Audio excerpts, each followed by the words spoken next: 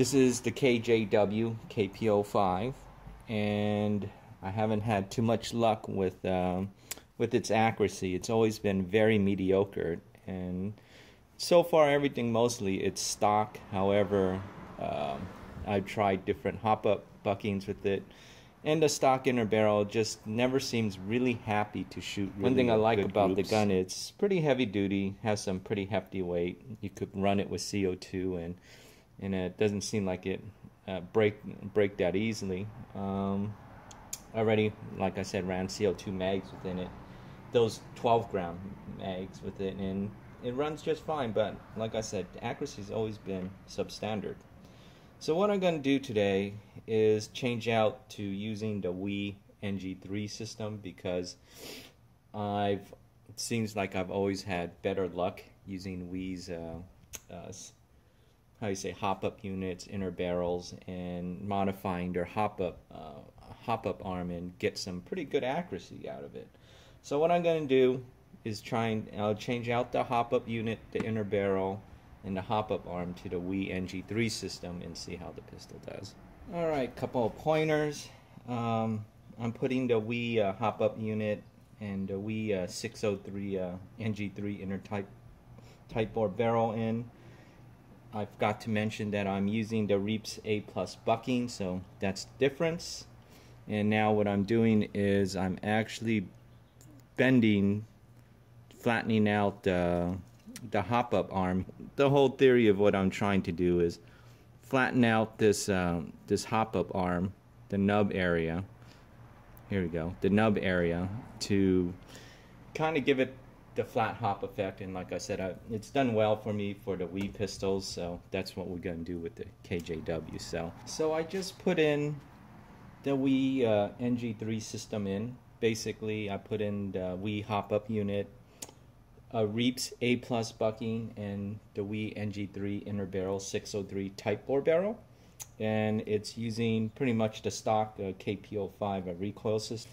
So I could see it pretty much works out pretty well, but however, just note that the Wii hop-up unit is just probably a little larger than the KJW, or actually the tolerance is actually a little bit different. So right now I could tell that the slide just barely, it goes all the way a full cycle, but it's missing a fraction of a thousandth of going a little bit forward, so I can't really use the slide release because it's the hop-up unit. Oh yeah, and one thing I did change is the Wii to a Wii 5.1 outer barrel, and of course if you use the stock KJW outer barrel, it's a little bit loose, but this one is actually very tight with the Wii hop-up unit. I'm skipping over the FPS test because the FPS showed that I was shooting roughly 318 FPS on Crytek 25-gram BBs. But after that test, I didn't record it, so I was shooting roughly 306 to 308 FPS. And that's really good, because when I was shooting this gun close to stock and with just a bucking, with the Reaps bucking, it was only pulling out roughly maybe 293, 294 FPS at 120 PSI. So when I say 120 PSI, I mean my CO2 rig. And now it's shooting, like I said, up to 306, 308, so nice bump in FPS. So let's get to the accuracy really quick. Don't want to spend too much time on it. Definitely you're going to be shooting sub 4-inch groups at 50 feet, and you're going to get some pretty nice dotted groups, and probably in 2 and 1.5 inches actually.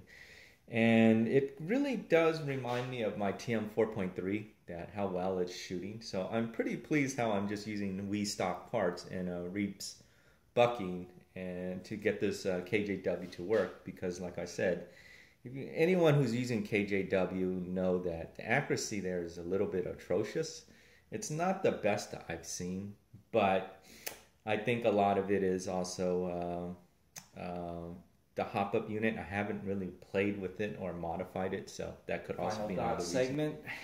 So this is my KJW KP05 modified with some of the stock Wii NG3 parts. Just a quick recap on it. I'm using the Reaps A+ bucking, the WE hop-up unit, and the WE NG3 inner 603 type bore barrel, and also I modified the WE high Kappa hop-up arm on it. And as you've seen already on the accuracy episodes, shoots just almost as good as my TM 4.3 in accuracy. If not, it could be actually rival it, that it's actually slightly better. And also, like I said, I bought a WE outer barrel because I just don't like the stock KP05 little orange little tip out in front, especially if you live in the States. Like I said, the benefit, like I showed earlier, is going with the WE NG3 system in the outer barrel is the play on the KP05 outer barrel now is very minimal and it's very tight. And like I said, you're gonna have a problem with the slide being off just probably a thousandth of an inch, if not 2/1000 of an inch. So it stops you from using the slide grip, well, not grip, the slide lock.